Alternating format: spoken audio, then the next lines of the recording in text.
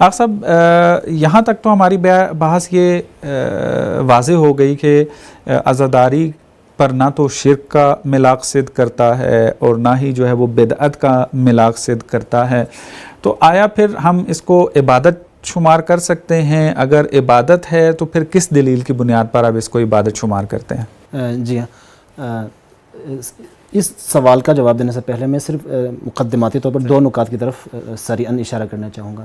ایک یہ ہے کہ ہم جب کہتے ہیں کہ عزاداری عبادت ہے تو ہم اصل عزاداری اور اس کی جو خاص روشیں ہیں، خاص طریقے ہیں، ہم ان کی بات کرتے ہیں۔ جس طرح سے بہت ساری عبادتوں میں ممکن ہے کوئی نئی چیزیں، نئی شکلیں، نئی بدعتیں بھی ایجاد ہو جائیں، ہم اس چیز کے منکر نہیں ہیں کہ خود عزاداری کے اندر بھی بعض بدعتیں، بعض نئی چیزیں ایجاد ہوئی ہیں، اور ہم ابھی جو ہماری بحث ہے، ہم جو بات کر رہے ہیں وہ اصل عزاداری کی بات ہو رہی ہے۔ عزاداری کی بعض شکلوں پر خود ہمیں بھی اختلاف ہے، ہم خود بھی ان سے روکتے ہیں، ہمارے علماء روکتے ہیں، ہمارے مجتہدین روکتے ہیں، فتاویٰ موجود ہیں، انٹرنیٹ پر آپ سرچ کر لیں، آپ کو وہ فتاویٰ مل جائیں گے کہ یہ جو مخصوص شکلوں کی عزاداریاں ہیں یہ عزاداری نہیں ہیں۔ یہ ایک وضاحت۔ مثلاً معذرت کے ساتھ حجاب مثلاً اسلام کا ایک صریح اصول ہے، واضح اصول ہے۔ اگر عزاداری سید الشہداء میں کہیں حجاب کی پابندی نہیں ہو رہی، کہیں محرم اور نامحرم کا وہ نہیں ہو رہا، تو وہ واضح ہے کہ وہ درست ہے۔ اور ایک اور اہم نقطہ جو انتہائی اہمیت کا حامل ہے وہ یہ ہے کہ ہمارے ہاں شیعوں کے نزدیک جس طرح سے فعل رسول حجت ہے، قول رسول حجت ہے، تقریر رسول حجت ہے اور ان پر عمل کرنا ضروری ہے، بالکل اسی طرح سے جو باقی ائمہ معصومین علیہم السلام ہیں، کلن چہاردہ معصومین جناب سیدہ فاطمہ الزہرا سلام اللہ علیہا کو شامل کر کے جو چہاردہ معصومین ہیں، 14 معصومین ہیں، ان میں سے ہر ایک کا قول، ان میں سے ہر ایک کا فعل، ان میں سے ہر ایک کی تقریر ہمارے لیے حجت ہے۔ یہ ہمارا اصولی موقف ہے اور ہمارا بنیادی عقیدہ ہے، یہ بات بھی سمجھنے کی ضرورت ہے، اور اس کے اوپر ہمارے پاس ادلہ موجود ہیں، وہ ایک الگ موضوع ہے۔ لہٰذا جب ہم عزاداری پر دلیل دیتے ہیں تو یقیناً رسول خدا کی سنت سے بھی ہم دلیل دیں گے، لیکن اس کے علاوہ باقی ائمہ معصومین علیہم السلام کی سیرت میں ہمیں جو ادلہ ملتی ہیں وہ بھی ہمارے لیے حجت اور معتبر ہیں۔ اب اس حوالے سے ایک اور اہم نقطہ جس کا بھی اضافہ انتہائی ضروری ہے کہ جب ہم عزاداری مناتے ہیں، عزاداری کو عبادت سمجھتے ہیں، ہم بطور شیعہ ہمارے لیے یہ ضروری نہیں ہے کہ ہم اپنی ہر بات دوسروں کی کتابوں سے ثابت کریں۔ ہمارے لیے خود ہماری اپنی کتابیں حجت ہیں، ہم اپنی کتابوں سے، ہمارے اپنے پاس احادیث کی کتابیں ہیں، ہم خود قرآن کو سمجھتے ہیں، ہم خود قرآن کی تفسیریں ہم علماء نے لکھی ہوئی ان کی طرف رجوع کرتے ہیں، تو ضروری نہیں ہے کہ ہماری ہر بات پر، ہمارے ہر عقیدے پر، ہمارے ہر فعل پر دوسروں کی، لیکن ہاں ہم یہ کہتے ہیں کہ یقیناً ادلہ موجود ہیں، خود اہل سنت کی کتابوں میں موجود ہیں، اور شیعہ کتب تو بھری ہوئی ہیں ان دلیلوں سے، اور بڑی بڑی کتابیں، موٹی موٹی کتابیں اس موضوع پر لکھی گئی ہیں۔ میں مختصراً اشارہ کرنا چاہوں گا، جس طرح سے کہا کہ خود رسول خدا کی زندگی میں اور باقی ائمہ معصومین علیہم السلام کی زندگی کا اگر ہم مطالعہ کریں تو اس میں وہی عزاداری، وہی خصوصاً امام حسین کے، باقی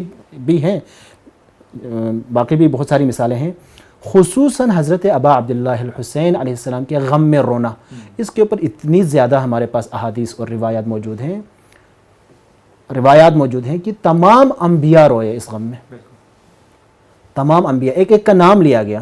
میں بطور اس میں شاہد خود کتاب سے میں لے کے آیا ہوں، یا بہت ساری روایت پڑھنے کے ہمارے پاس، حضرت ابراہیم کے بارے میں، حضرت نوح علیہ السلام کے بارے میں، حضرت اسماعیل علیہ السلام کے بارے میں، حضرت سلیمان کے بارے میں، حضرت موسیٰ کے بارے میں، حضرت عیسیٰ علیہ السلام کے بارے میں خصوصی روایات ہیں۔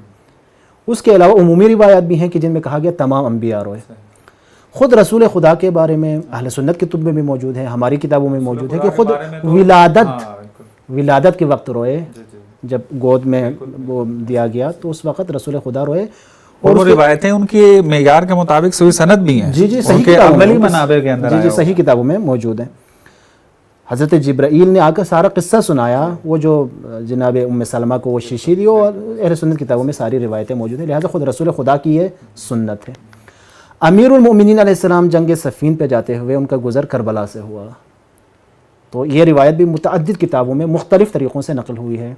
تو حضرت امیر علیہ السلام نے وہاں کربلا کی خاک تھوڑی سی اٹھائی ہے، اور اس کے بعد وہاں گریہ کیا ہے، اور آگے والا جو سارا قصہ ہے وہ اپنے اصحاب کو سنایا ہے۔ یہ امیر المؤمنین علیہ السلام کی سیرت میں۔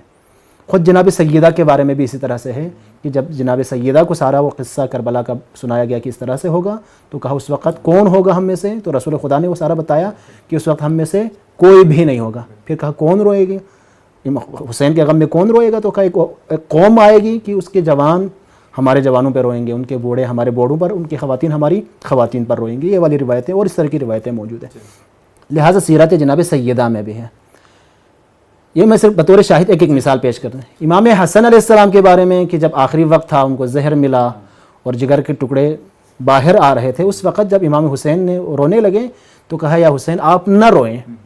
اور وہ جو مشہور جملہ لا یوم کا یوم کا یا ابا عبداللہ، امام حسن اس مشکل وقت میں جب خود اتنے زیادہ درد میں ہیں، تکلیف میں ہیں، امام حسین پر رو رہے ہیں. امام زین العابدین علیہ السلام کی اگر آپ سیرت دیکھنا چاہیں، وہ تو کربلا کے بعد 35 سال مسلسل خون گریا کرتے رہے. اور راوی نے آ کر پوچھا یا امام شہادت تو آپ کے لیے کرامت ہے، آپ کے لیے عادت ہے اور فخر کا مقام ہے، تو آپ اتنا زیادہ کیوں روتے ہیں؟ تو ابو حمزہ صومالی تھے بظاہر، تو ان کو جو جواب دیا یہی کہا کہ اصبی النساء لنا عادہ، کیا خواتین کا اسیر ہونا یہ بھی ہماری عادت ہے. احرق الخیام لنا عادہ، آیا خیموں کا جلانا یہ بھی ہماری عادت ہے. تو اس طرح سے کر کے امام نے جواب دیا اور روتے رہے. اور امام زین العابدین علیہ السلام کی سیرت میں تو بہت زیادہ روایات موجود ہیں. امام باقر علیہ السلام کے بارے میں بھی اسی طرح سے روایات موجود ہیں کہ کمیت جو مشہور شاعر ہے، اس نے آ کر امام کے سامنے وہ رسا کے اشعار پڑھے، امام حسین کے مصائب پڑھے. امام نے خوب گریہ کیا. حتیٰ روایات میں موجود ہے کہ گھر کے اندر جو کنیزیں تھیں ان کے رونے کی آواز یہاں مردوں تک آنے لگی. اور اس کے بعد امام نے کمیت جو مشہور عرب شاعر تھا، اس کے لیے ایک عجیب جملہ بولا. امام نے کیا فرمایا؟ امام نے کہا اللہم اغفر لکمیت ما تقدم من ذنبہ وما تأخر. اور اس کے علاوہ خود امام باقر علیہ السلام کے بارے میں ہے کہ آپ جب اس دنیا سے جا رہے تھے، یہ ترجمہ فرما دیجئے کہ اللہم اغفر لکمیت امام زین العابدین علیہ السلام کا جملہ ہے اس کے لیے جس نے امام حسین کے غم میں اشعار پڑھے تھے کہ پروردگار کمیل کی تو مغفرت فرما، ما تقدم من ذنبہ، اس کے جو پچھلے گناہ ہیں، وما تأخر، اور اس کے جو اگلے گناہ ہیں. اس کے بعد خود امام باقر علیہ السلام کے بارے میں مشہور روایت ہے کہ امام جب اس دنیا سے جا رہے تھے تو خصوصی طور پر وصیت کر کے گئے کہ میرا اموال کا یہ خاص حصہ میں وقف کر رہا ہوں امام حسین علیہ السلام کی مجالس کے لیے. وہ بھی کہاں پر؟ حج کے دوران مینا میں، کہ میرے جانے کے بعد مینا میں امام حسین کی عزاداری کی جائے، اس کے لیے اپنے اموال میں سے حصہ وقف کر کے جا رہے ہیں.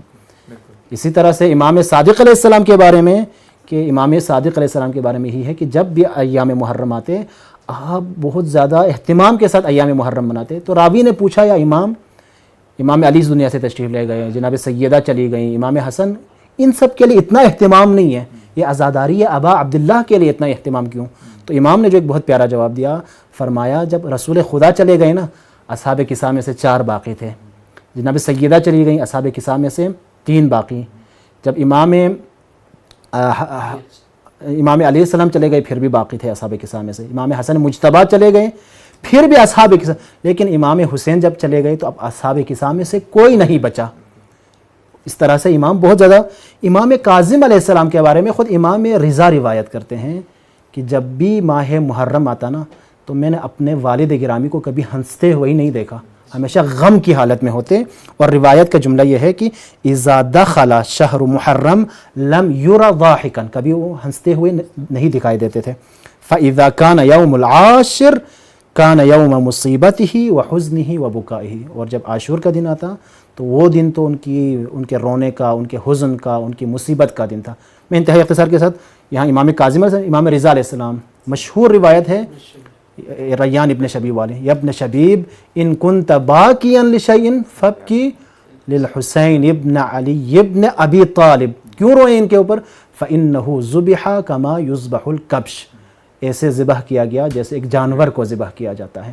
تو اس طرح سے پورا سلسلہ اگر دیکھیں تو ایک امام کی سیرت میں ایک آخری جملہ ایڈ کرنا چاہوں گا. امام زمان علیہ السلام مہدی دوران کے حوالے سے زیارت ناحیہ مشہور زیارت ہے کہ اس کے جملوں میں سے ایک مشہور جملہ جس میں امام زمان علیہ السلام فرماتے ہیں فَلَأَنْدُبَنَّكَ صَبَاحًا وَمَسَاءً، اے حسین صبح و شام آپ کی مصیبت میں روتا ہوں. وَلَأَبْكِيَنَّ عَلَيْكَ بَدَلَ الدُّمُوعِ دَمًا، آنسوؤں کے بدلے میں خون روتا ہوں. تو یہ میں نے صرف ایک نمونہ مثال ہر امام کے حوالے سے. تو امام رضا علیہ السلام کی سیرت میں وہ ہاں خزائی مشہور شاعر، اس نے آ کر جب رسا کے اشعار پڑھے امام نے اس کو اکرام احترام اور اپنی ابا اتار کے اس کو بطور انعام. تو یہ جو سیرت اگر آپ دیکھ لیں، اب ان تمام ائمہ کے افعال، ان کے اقوال، ان کی تقاریر کے باوجود بھی ہم کہیں کہ عبادت نہیں ہے. ہاں تو پھر یعنی وہی ہے کہ لجبازی ہے مثلا.